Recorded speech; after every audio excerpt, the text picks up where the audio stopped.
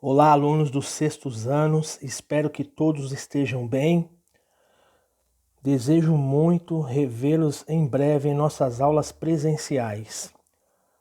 Nesta aula, alunos, nós iremos dar andamento à nossa matéria sobre o solo, continuando. Então, o professor intitulou de O Solo 2, tá? Nós iremos começar falando sobre o extrativismo.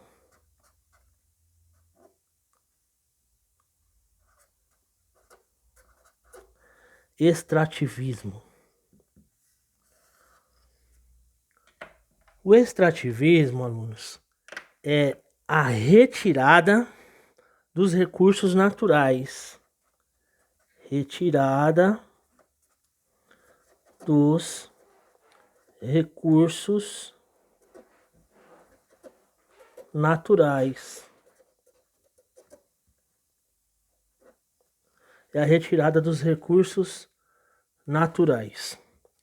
O extrativismo ele pode ser mineral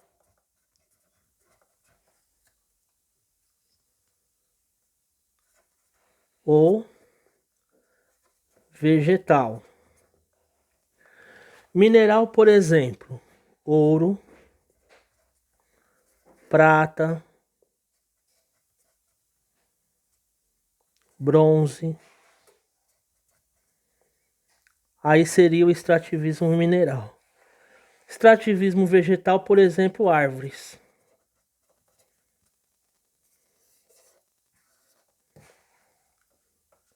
O extrativismo mineral, vegetal, começou no Brasil na colonização.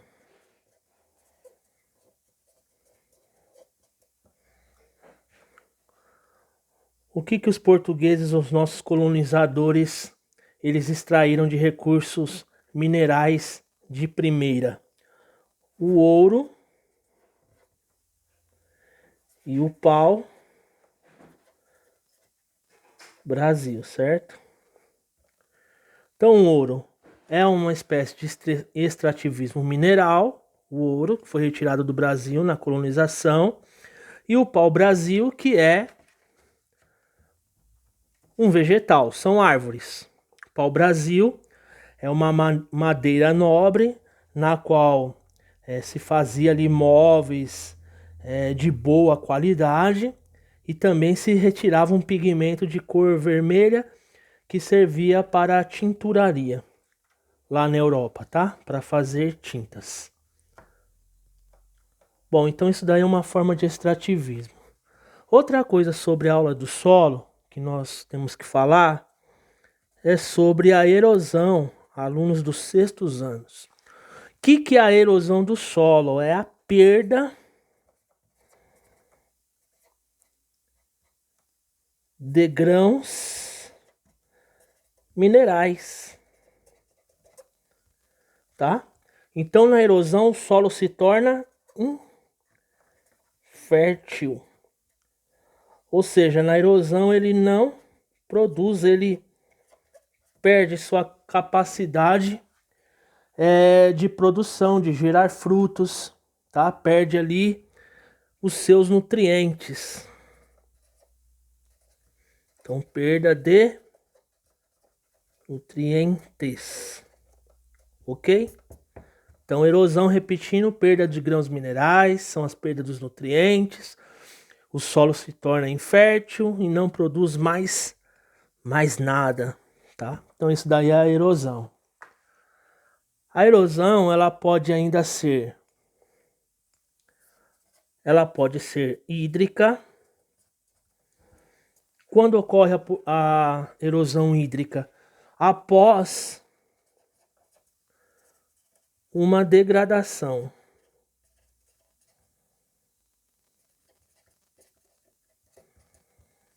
Por exemplo, quando se retira a vegetação natural, né? Ali o solo recebe a chuva diretamente, tá? Chuvas fortes, chuvas contínuas, né? E ali essa chuva, esse excesso de água vai levando ali todos os grãos minerais, vai levando embora, vai escoando, vai levando para longe, né, os nutrientes. Então pode causar uma erosão hídrica por causa do excesso de chuva que o solo está recebendo diretamente, porque ali antes havia uma mata ou até uma floresta. Agora já não existe mais as árvores para captar, não existe mais os vegetais para captar água. Então a água ela vem direto e com força e acaba levando todos os nutrientes. Aí no caso é uma erosão hídrica. A erosão hídrica também pode ser causada na agricultura com excesso de irrigação, tá? E o solo começa a perder os seus nutrientes, os seus grãos minerais. A erosão eólica ocorre quando os nutrientes ficam suspensos. Então, quando os nutrientes ficam suspensos, a erosão eólica ocorre porque os ventos acabam levando esses nutrientes para longe e aí acaba ocorrendo uma erosão, tá? Geralmente essa erosão eólica também é fruto aí de uma degradação. Então acontece ali o descampamento de matas, né, ou florestas, os nutrientes ou grãos minerais ficam suspensos, aí vem o vento e começa a levar para longe aí toda a fertilidade daquele solo. Então aí no caso é uma erosão eólica, tá? Provocada pela ação de ventos.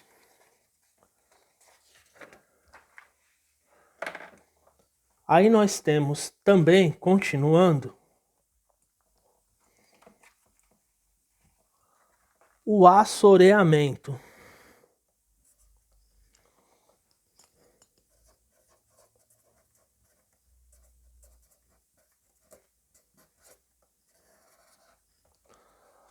Então, o assoreamento é o acúmulo de nutrientes. Então, aqui, ó, acúmulo de nutrientes que acabam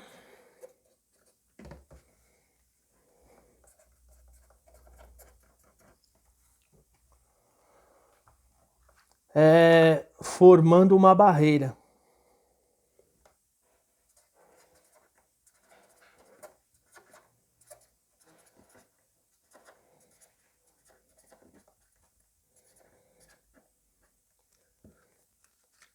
Isso daqui pode causar até a elevação de trechos de rios, tá? Provocando ali cheias. Então, assoreamento de materiais arrastados provocando transbordamentos de rios, tá bom? Vamos lá. Desertificação e arenização.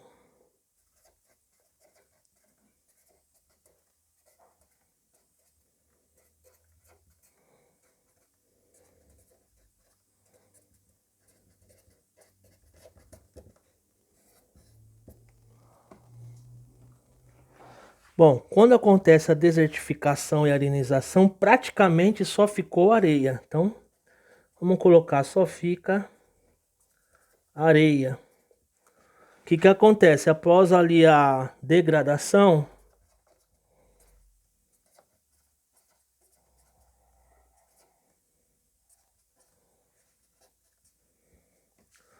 o silt e a argila são perdidos, ok? São perdidos. Então, perca do silt, perca da argila, ficando somente areia. Então, aqui perde a fertilidade. Perde a fertilidade. da AD. Beleza, alunos de sexto ano? Impermeabilização.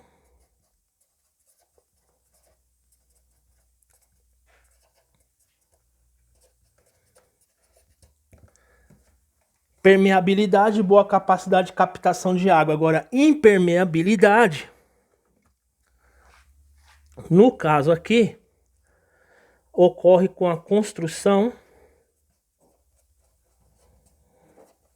de estradas, casas, prédios. Ou seja, o solo ele deixa de receber a água porque ele se tornou impermeável, né? Tem uma grande impermeabilidade, uma grande cobertura de concreto, de piche. Então o solo deixa ali de receber a água, tá? Então vamos dar uma retornada aqui. Então, assoreamento é o acúmulo de materiais arrastados podendo provocar o transbordamento de rios, tá? O que está sendo arrastado? Os nutrientes, tá? Os grãos de nutrientes, eles estão sendo arrastados. Podem acabar formando até uma barreira, provocando até elevação de rios, né? Então, assoreamento vai tendo ali a perca ali daquele material que vai trazer a fertilidade e acaba descendo as encostas e formando barreiras nos rios abaixo ou trecho do rio abaixo. Desertificação, arenização, só fica areia, perca do silt e da argila, esse solo se tornou então infértil, perdeu toda a sua fertilidade, sua capacidade de produção. Impermeabilidade devido ao crescimento da população, crescimento das cidades, construção de estradas, casas e prédios em locais que antes era uma mata virgem, uma mata ciliar até, tá? Ou uma floresta, tá joia? Vamos continuar, paramos em impermeabilização.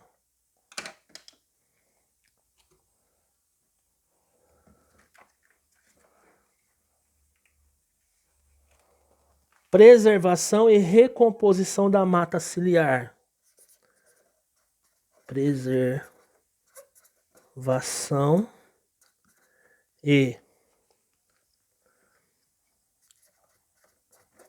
recomposição da mata ciliar.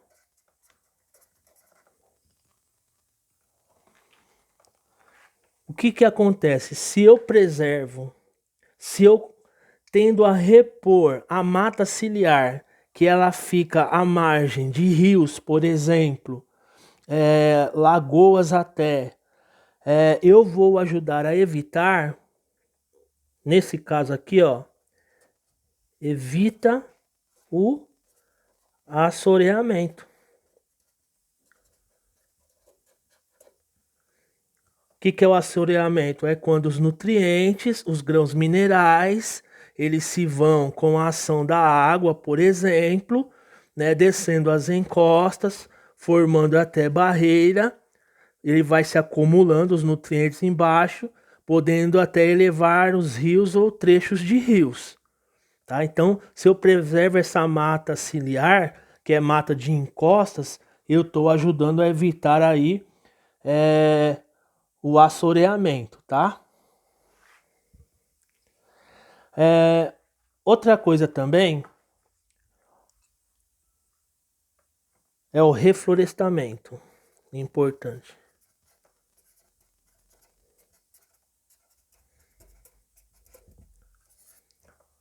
Reflorestamento.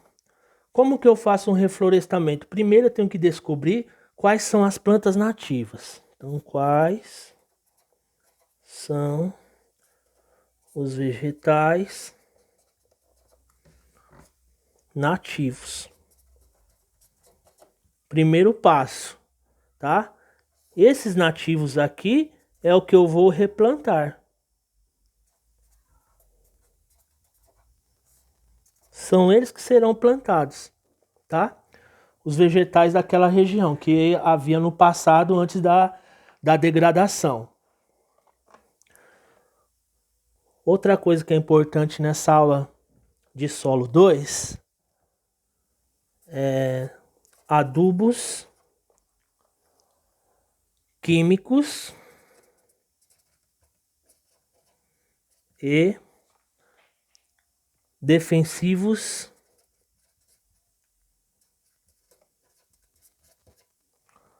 agrícolas. Vamos lá. Adubos químicos.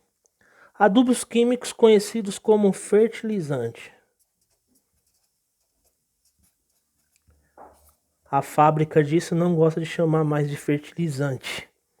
Nem quem tem fazenda e produz vegetais, o agricultor.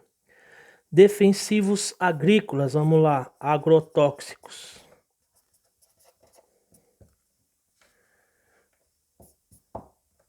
Por que se usa fertilizante e agrotóxico? Porque é necessário aí atender um hipermercado. Não somente brasileiro, um hipermercado de consumo, mas também boa parte da safra do Brasil ela é exportada para o exterior. Por exemplo, a soja, a laranja, café, cacau, por aí vai.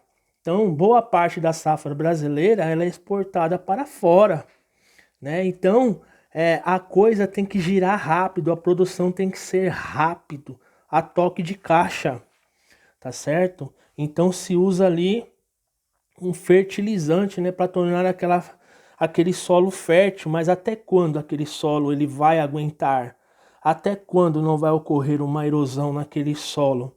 Porque os decompositores, quando você coloca adubo natural, por exemplo, fezes do gado na terra, é um adubo natural. Os decompositores ali, eles vão degradar aquela matéria orgânica e liberar os grãos minerais no solo, tá? É um algo natural, é uma coisa natural, tá? É o que é usado na agricultura tradicional, tá? Só que aí leva um tempo maior.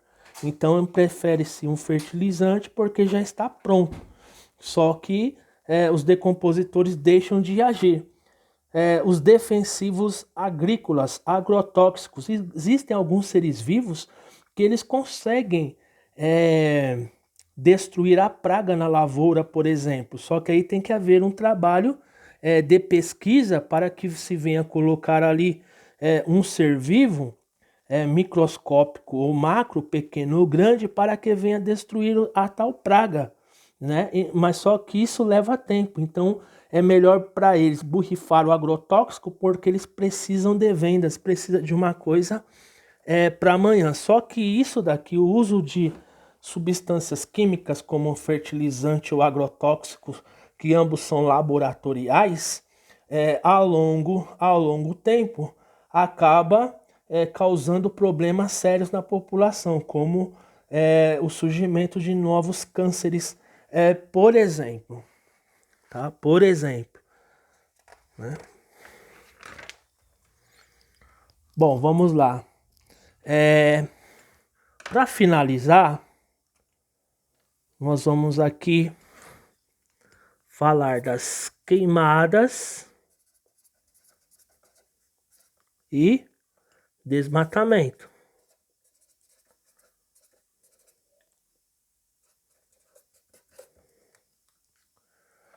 Então vamos lá. Queimadas, por exemplo, queimadas da cana-de-açúcar.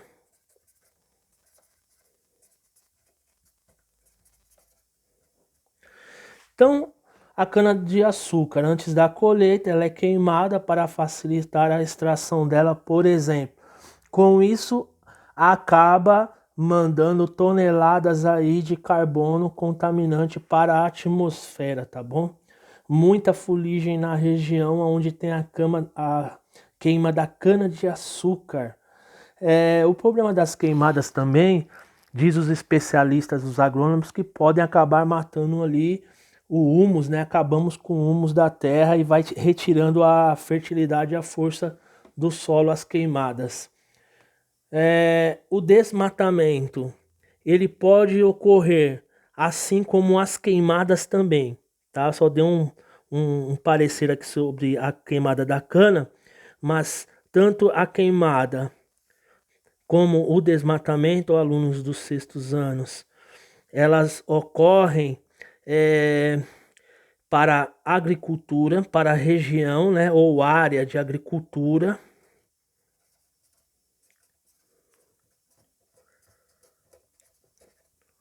porque o rico fazendeiro ele precisa de mais terra e mata preservada na área dele não traz dinheiro nenhum, né? Então desmatamento muitas vezes não é o camarada que está derrubando a árvore na área dele ali para vender árvore.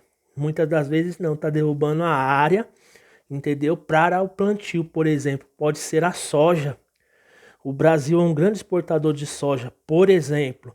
O Brasil é um grande produtor de cana-de-açúcar. Lembrando que no Brasil, a retirada da cana-de-açúcar ela é usada não só para fazer o açúcar que nós consumimos, mas também o combustível dos automóveis, tá? Também pode ser para a criação de gado.